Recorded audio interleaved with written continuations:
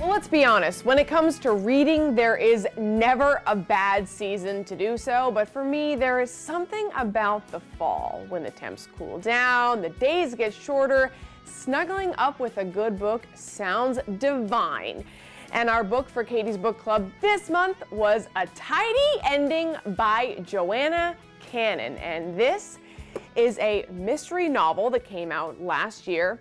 So my overwhelming feeling, no matter what part of this book that I was reading truly, was that I found the protagonist, Linda, so intriguing. Like, this character, it just blows my mind. So we meet Linda as an adult, but through the book we learn about parts of her past that plagued her as a child and thus inform the woman she is now. Now, she lives in Wales and is in what could be kind of described as a dull marriage with her husband Terry, who doesn't do much besides work, eat, and watch TV. Though the events of her life have led Linda to be meticulous when it comes to cleaning, she starts wondering if maybe there's more for her. And one avenue she thinks she's going to find this through is through a friendship with the former owner of her house, Rebecca Finch. Having a front row seat to what's in Linda's mind as this socially kind of awkward individual tries to make friends is truly a wild ride for the reader. This is what would happen. She would have an interaction in the book, and so I would kind of deduce what happened in my mind, but then I would learn that she saw what happened completely differently.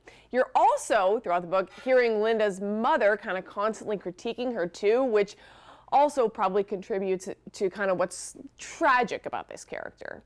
So all the while, all that's happening, young women are getting murdered in the town, and everybody's talking about who the killer could be. So obviously, I'm not going to spoil the ending, but I will say that this is one of those books that when you read the last sentence, your brain flips, and then you want to read the whole thing again, knowing what you now know. And I love when that happens. And so, of course, you guys know I love to pull out quotes, and this is, with this book, this is a super challenge because I felt like every scene had one that, as you observed Linda observe the world, you kind of just, you thought that was a good quote. So I'm going to pull out some of my favorites. Page 80. And it says, "That's the strange thing about hope. It usually causes more problems than it solves, and there are times when your life is so much simpler without it." Kind of a tragic quote, but I thought that was just really interesting, and I think we can all relate to when it feels like you would almost rather not have hope because it feels easier to not have it. And then this one I really liked. It says, "No one ever teaches you how to listen. They only ever teach you how to talk, which is a recipe for disaster because it means everyone is walking around saying things, but no one ever really hears them." So I don't know, that made me think a lot, and I think we can all kind of think about that. You know, being good at listening is clutch. So this character made me laugh and broke my heart through every single page. If you want to read it, you can get your copy at Bethany Beach Books today. Do so in the store or online. And now it is time for our November read. So drum roll, please. I'm going to open it right here. Let's see. What are we going to be reading this month? It's called, oh, I got this stuck, A Picture Perfect Autumn. It is by Shelley Noble, and here's the deal.